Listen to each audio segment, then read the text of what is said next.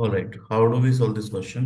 Question में आपसे पूछा गया number of H plus ions required by 1 mole of MnO4 minus per manganate to oxidize oxalate ion to CO2। तो oxalate ion क्या है? Oxalic acid का आयन है C2O4 2 माइनस आयन। ठीक है, तो यहाँ पे पहले रिएक्शन देखते हैं। MnO4 माइनस के MnO4 का आयन है, स्ट्रॉन्ग ऑक्सीडाइजिंग एजेंट है। ठीक है, C2O4 2 माइनस H प्लस दे रखा है, मतलब एसिडिक मीडियम है। तो ये Mn कहाँ जाएगा एसिडिक मीडियम में? It converts to +2। MnO4 की प्रॉपर्टी है। ठीक है, तो +7 से +2 जा रहा है। Then this is converted to CO2, तो ये ऑक्सीडाइज होकर CO2 बना रहा है। ठीक है, तो इस इक्वेशन को बैलेंस कर लेते हैं। Then we know how much H plus is there. तो बैलेंस करने के लिए ऑक्सीडेशन नंबर निकाल लीजिए पहले। ये +7 है, +7 से +2। तो यहाँ पर देखो, +7 से जब +2 हम जा रहे हैं तो इलेक्ट्रॉन का गेन हो रहा है। ठीक है, 5 इलेक्ट्रॉन का गेन हो रहा है। दैट मीन्स ये क्या है? रिडक्शन। सिमिलरली यहाँ पे कार्बन का ऑक्सीडेशन स्टेट निकालोगे तो +3 आएगा। आई होप ऑक्सीडेशन स्टेट निकालना सबको आता है। ठीक है, यहाँ पर ऑक्सीडेशन स्टेट +4 है, तो यहाँ +3 से +4 जा रहे हैं हम। ठीक है, this is going from +3 to +4। तो +3 से +4 जाने के लिए इलेक्ट्रॉन का लॉस होगा। कितने इलेक्ट्रॉन का लॉस होगा? तो एक कार्बन +3 से +4 जाएगा तो एक इलेक्ट्रॉन का लॉस होगा। हमें देखना है इस पूरे आयन से कितने इलेक्ट्रॉन लूज हो रहे हैं।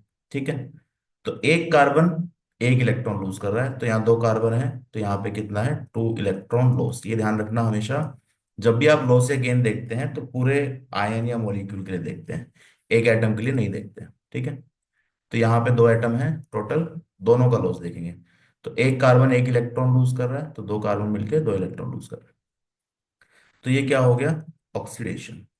ठीक है, अब जितने इलेक्ट्रॉन गेन है उतने ही इलेक्ट्रॉन लॉस होने चाहिए।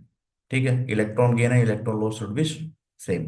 इक्वेशन में जो इलेक्ट्रॉन्स हैं वो कंजर्व रहते हैं। ठीक है, तो अगर ये 5 गेन कर रहा है तो इसको 5 लूज भी करने पड़ेंगे। तो इसको सेम करने के लिए क्या कर सकते हैं? सेम करने के लिए यहाँ पे 5 से मल्टीप्लाई कर दो, तो दैट बिकम्स 10 इलेक्ट्रॉन। इसको 2 से मल्टीप्लाई कर देंगे तो ये 10 इलेक्ट्रॉन गेन कर रहा है, ये 10 इलेक्ट्रॉन लूज कर रहा है। ठीक है, तो इलेक्ट्रॉन बैलेंस हो गए। अब इलेक्ट्रॉन बैलेंस होने के बाद क्या करना है? We have to balance the atoms except hydrogen and oxygen. Hydrogen और ऑक्सीजन को छोड़ करके बाकी सब बैलेंस कर लो। तो यहाँ मैंगनीज 2 हैं, तो ये 2 मैंगनीज। कार्बन 10 है, तो 10 कार्बन। ठीक है, तो ये कार्बन ऑक्सीजन छोड़ के सब बैलेंस हो गए। Now balance the charge. तो यहाँ पे देखो चार्ज कितना है। यहाँ पे है चार्ज -10, तो ये हो गया -2 × 5 और -2, तो -12 चार्ज है यहाँ पे। यहाँ चार्ज कितना है? यहाँ पे चार्ज है +4। CO2 तो न्यूट्रल है। ठीक है, ओके। तो हम एसिडिक मीडियम में बैलेंस कर रहे हैं। देखो H प्लस दिया हुआ है कि H प्लस देखना है हमें कितना आ रहा है। तो एसिडिक मीडियम में बैलेंस करने के लिए क्या करते हैं? We have to add H plus. तो कितने H प्लस ऐड करें कि +4 आ जाए?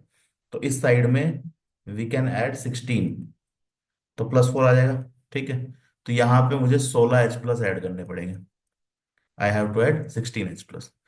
ये H प्लस को बैलेंस करने के लिए, हाइड्रोजन को बैलेंस करने के लिए क्या ऐड करें? वाटर। तो 16 हाइड्रोजन को बैलेंस करने के लिए we are going to add 8H2। ठीक है, हाइड्रोजन बैलेंस हो गया।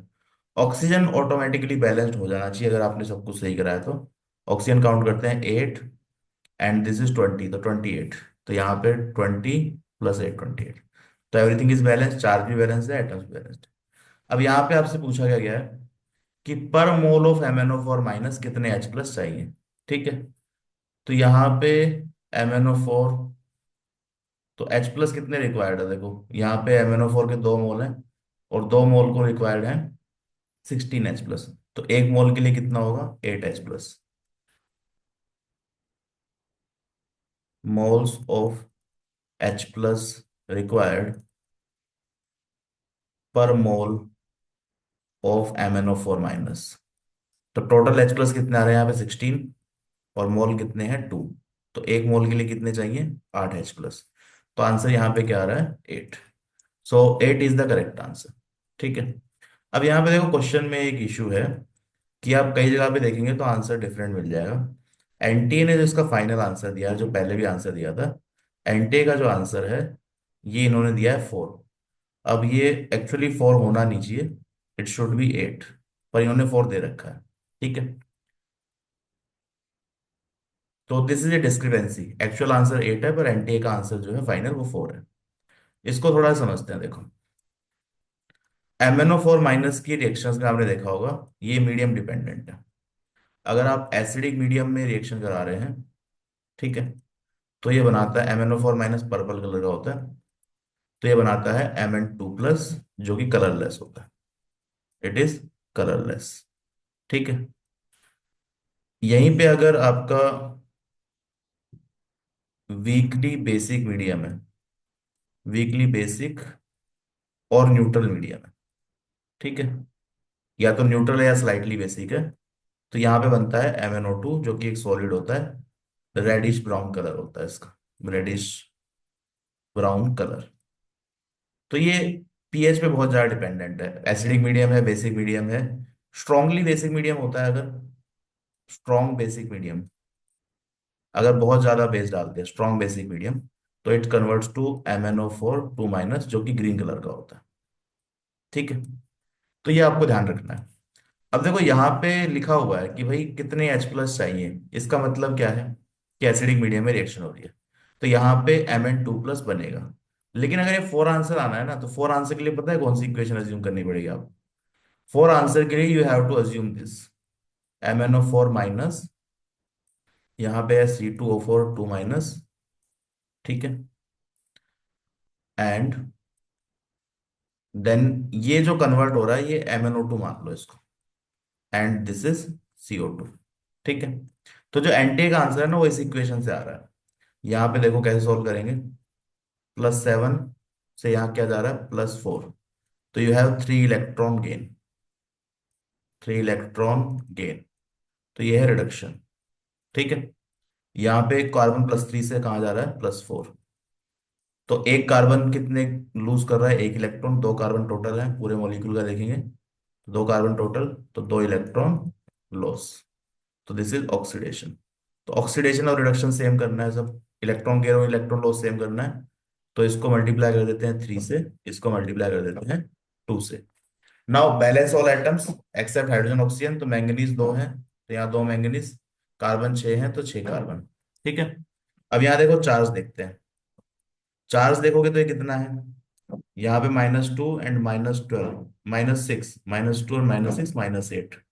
ठीक है, यहाँ चार्ज कितना है, 0, तो कितने H प्लस डालेंगे जीरो आ जाए, तो 8H प्लस डालेंगे तो जीरो चार्ज हो जाएगा, तो यहाँ पे मुझे क्या लिखना पड़ेगा, +8H प्लस। ठीक है, अब यहाँ पे देखो 2 मोल से 8 मोल आ गए, 8H प्लस, तो अगर यहाँ पे नंबर ऑफ H प्लस देखोगे आप, number of H plus used पर मोल ऑफ MnO4 माइनस, MnO4 के 1 मोल से कितने यूज हो रहे हैं, तो यहाँ पे आंसर कितना आएगा, 8/2, दैट इज 4। तो अगर इस इक्वेशन को हम मानेंगे तो हमारा एंटी वाला आंसर आ जाएगा, बट प्रॉब्लम क्या है, दिस इज रॉन्ग, ये होता नहीं है, क्योंकि अगर आपका एसिडिक मीडियम है तो it will form Mn2 plus, it is not going to form MnO2। MnO2 कब होगा, न्यूट्रल या वीक बेसिक मीडियम में होगा, ठीक है, स्लाइटली बेसिक मीडियम। तो ये इक्वेशन सही नहीं है, लेकिन एनटीए ने जो आंसर दे रखा है वो प्रोबेबली इसी रिएक्शन के बेसिस पे दे रखा है। ठीक है, but this is wrong, correct answer क्या है, correct answer is 8, so this answer is not correct, ये ध्यान रखना, ये करेक्ट नहीं है। ठीक है, इसको फर्दर आप एनसीईआरटी में भी देख सकते हो, देखो एनसीईआरटी में डी ब्लॉक में आप जाओगे तो डी ब्लॉक की एनसीईआरटी देखना, ये इक्वेशन सीधे सीधे लिखी हुई है कि MnO4 की रिएक्शन में oxalate MnO4 - H plus medium 16 दिया भी हुआ है, ये क्या बना रहा है, Mn2 प्लस, तो it is very standard reaction, इसमें कोई डाउट का चांस नहीं है। ठीक है, सो आंसर भले ही 4 दिया हो बुक्स एनटीए में, पर एक्चुअल आंसर क्या होना चाहिए, 8, तो करेक्ट आंसर इज 8। तो I hope this question is clear to you now. ठीक है, तो इसमें डाउट नहीं होना चाहिए, ये क्वेश्चन, ये इक्वेशन नहीं आएगी, एसिडिक मीडियम में MnO2 यहाँ पर नहीं बन रहा होगा। ठीक है, ये आप याद रख सकते हैं फर्दर इंफॉर्मेशन एग्जाम के लिए। So correct answer is 8।